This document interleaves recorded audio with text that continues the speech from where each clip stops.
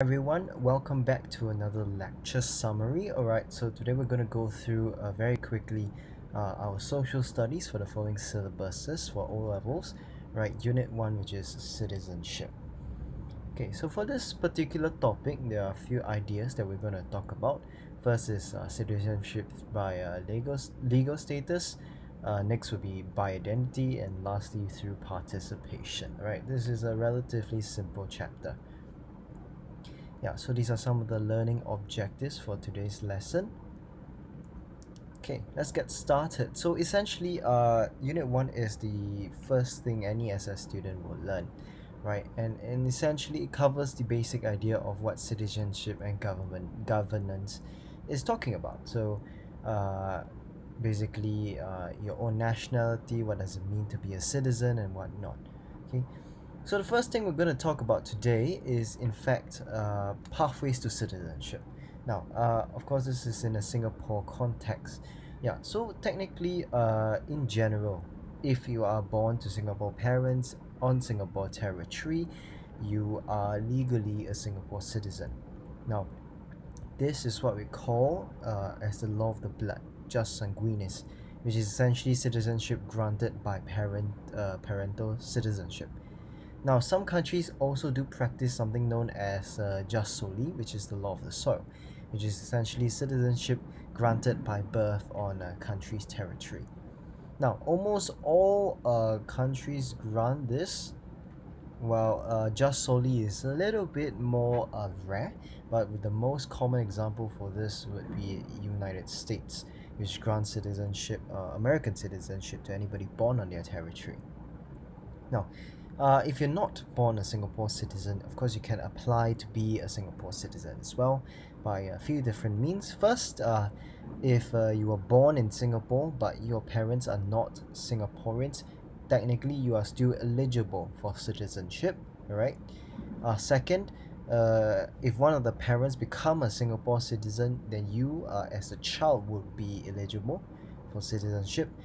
Third, by marrying a Singapore citizen. Now, this has a prerequisite that I'll talk to in later terms. Okay, so essentially, if you marry a Singapore citizen, alright, you are eligible for citizenship. And lastly, by naturalization. Naturalization means you are staying in Singapore, you're getting accustomed to Singapore itself and its culture, essentially.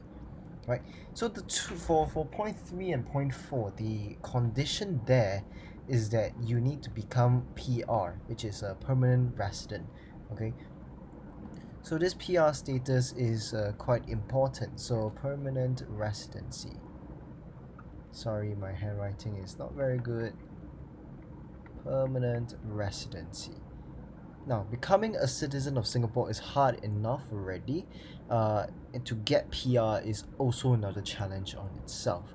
Okay, so yeah, so most immigrants will go through this particular process to gain citizenship. Okay, next. So yeah, just now that was how to get citizenship. Now, we have to talk about legal status of citizenship. Now, one of those major components of being a citizen is that you are guaranteed certain rights, okay, and of course you have the ability in Singapore to elect the government that will run the country, right? This is what we call a representative democracy. Now we'll talk more about this governing system in the next unit, right? But essentially, citizens of a particular country will elect their leaders to represent them in a legislative context, okay? In Singapore and similar democracies, the governments do not have the unlimited power, right? They are required to act in accordance with something known as the Constitution. Now, the Constitution is essentially the law of the land, or sometimes you would call it the supreme law, right? Yeah, so obviously in Singapore, when we came independent on 9th of August 1965, our constitution came into effect then. Yeah, so there are four main functions of the constitution that you need to know. Number one, source of government power. Number two, it limits the government power as well. Third, it guards the basic rights of the individuals, in this case citizens. And fourth, which is quite special for Singapore, is protecting minority interests. Okay, so first, Now, the source of government power. The Constitution itself sets out the various organs of government and their functions and powers. So you'll learn more about this in the next unit as well. But first things first, there are three organs of government. Okay, legislative, which is the people that make the laws. Executive, the people that actually execute the laws. And the judiciary, the people that adjudicate the laws. Right? Yeah, talk more about it in the next chapter. Okay, and secondly, limits government power. Okay, again, another concept that will go in depth in the following chapter. Okay, so essentially, the Constitution states that power must be separated and shared between the three organs. Okay, this will prevent something called the concentration of power. Okay, so this is a very important concept.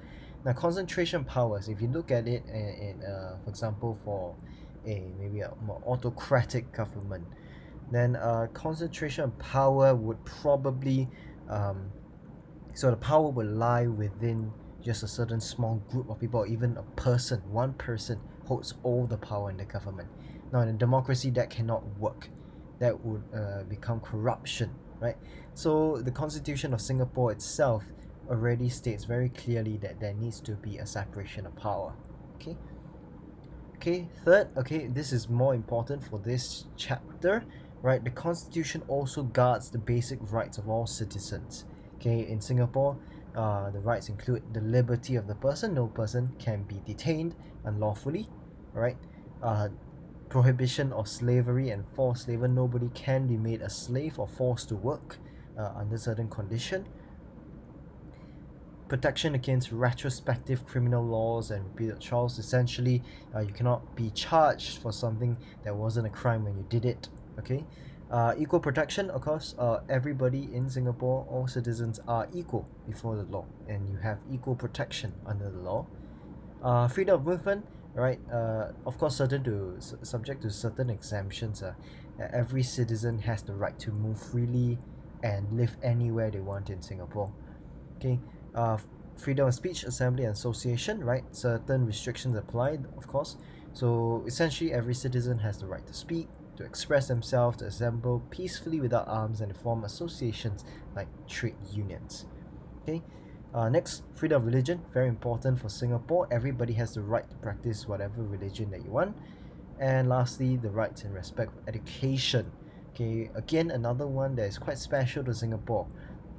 Essentially, when it is talking about that nobody shall be discriminated against any differentiating factor when it comes to education. Okay, yeah. And then last but not least, another thing we will cover more in detail in the next lesson, which is the protection of minority interests. Now, this, like I mentioned at the start, right, it is very unique to Singapore. Why? Because we are a multiracial country, right? Unique. So there needs to be safeguards in place under the supreme law of the land to ensure that nobody will get discriminated. Okay, yeah. So essentially, it sets up the Presidential Council for Minority Rights, the PCMR, which will examine all the laws that are passed, and to ensure that they don't disadvantage any racial or religious community. Of course, we are extremely multicultural. These safeguards are very, very important. Next, responsibilities. Now, we talked about the rights of citizens. Of course, there are responsibilities that come of being a citizen of a certain country. For example, all citizens must obey the law, cannot discriminate against other people, and contribute towards the continued peace and prosperity of the nation. Right? So this is a very important concept. Now, if you take a look at a lot of different places around the world, there are instances where citizens value their rights, which is good. However, they do not use their rights responsibly, right? Which will cause greater tension in society. If you abuse your rights, it will destroy the harmony. Sometimes it will destroy the harmony within a certain society, causing tension, friction, and whatnot. For example, there's a very common saying: you cannot shout fire in a crowded building, even though yes, you have the right to do that, right? Freedom of speech. But at the same time, if you do that, people are going to get injured or even killed because there's a stampede, even though there is no actual fire. So people are going to get killed because of what you say. So this concept of using rights responsibly is very important when we consider uh, responsibilities and rights, right? In Singapore, for example, there are different responsibilities that are focused on. For example, national service, right? All men are required to serve national service in the military or civil force. And for example, in the US, you have to perform jury duty when you're called upon it. Yeah. So if we exercise our rights responsibly, we can create a harmonious society. It's not difficult. Okay, next. Common national identity. This is where we talk about something a bit more abstract. Now, legal status is things that you can actually find on paper. Identity is starting to get a bit more complex, right? How we get a common national identity comes from when all citizens have a shared belief, no matter what their background is. In Singapore, uh, actions like singing our national anthem, reciting the pledge, celebrating National Day, these are things that will give rise to a common national identity, regardless of who you are. So long as you are a Singapore citizen, you have this belief. And this is important. Why? Because the common identity will allow citizens to care for themselves, care for their citizens, care for their country, right? Even though they are different races, different beliefs, different backgrounds, with a common identity, everybody will support one another. And without this identity, people may not even have the pride of being a citizen of this particular nation. Of course, this will affect the allegiance to their countries, which will cause a whole bunch of problems if you think about it, right? So this is why the idea of identity here is very important. And this word will come up over and over and over again as you progress through social studies, right? Next is the participation in public affairs, which is essentially participation, citizenship through participation. So, in this case, public affairs are essentially things or issues that are of general concern to a lot of people. And so, being a citizen is also contributing back to the society, right? So, in this case, it's talking about participating in affairs, be it any cause or issue that a particular citizen or group of citizens are passionate towards, right? Even participating in the general elections, right, every 5 years, is an example of such participation. So when we talk about participation, it can be done as an individual, just yourself, or you can be part of informal or formal groups even.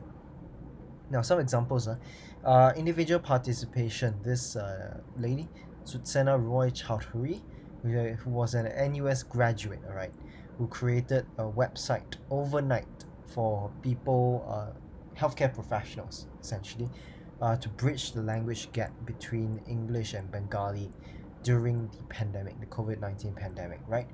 So if you remember in 2020, right, there was a huge outbreak of COVID-19 in the dormitories. And a lot of the migrant workers who are staying in these dormitories were Bengali speakers. And they may not be able to understand English or speak English that well. And of course, our healthcare professionals cannot speak Bengali that well. So there's a problem there, which is the lack of communication between the professionals, the healthcare professionals, and the migrant workers cause a lot of problems with the healthcare system. And yeah, so this website, and it was created overnight, right? This website will actually help our migrant workers or Bengali speakers to get the right effective treatment for COVID-19 and all sorts of different illnesses during the pandemic itself. Yeah, so that's a very good example of what we call individual participation in public affairs. And of course, there are pros and cons. The pros is that you have a specific passion, you are willing to put in the effort. And of course, individuals are the building blocks of every group. However, if you're only one person, it may be quite difficult for you to have a large reach on the society itself, which is why people form informal and formal groups, right? So informal groups, example, Krishna's Free Meals, right, is an organization in Singapore which started in 2018. Essentially, they are at Little India and they offer free food to migrant workers, elderly, and really anybody in need. Okay, And so this is supported by over 300 volunteers, which is a lot of people. Okay, and of course there are pros and cons again, right? The pros is that informal groups have a larger impact compared to individuals, and of course they can adapt to situations very quickly. They're flexible essentially. However, the problem with informal groups is that they lack resources because they're informal, right? So formal groups, what's the difference? Formal groups are groups such as the Samaritans of Singapore (SOS), right, which is a part of the National Council for Social Services, okay, which provide help for people who are unfortunately feeling suicidal, and they assist them through counseling, right? So the good thing about a formal group is that they have a lot more resources compared to just an individual or informal group because they have that greater legitimacy because they're established under legislation. You actually have to register with the government, right? So this encourages more support for them, and it gives them the ability to support and serve even more people as compared to the other two. However, the problem is when a certain situation arrives that people couldn't prepare for, they are much more inflexible as compared to just the individuals themselves or the informal groups. Right. So this is just a very quick overview of everything in Unit 1, and this is just a very much the basics of the entire chapter on citizenship, right?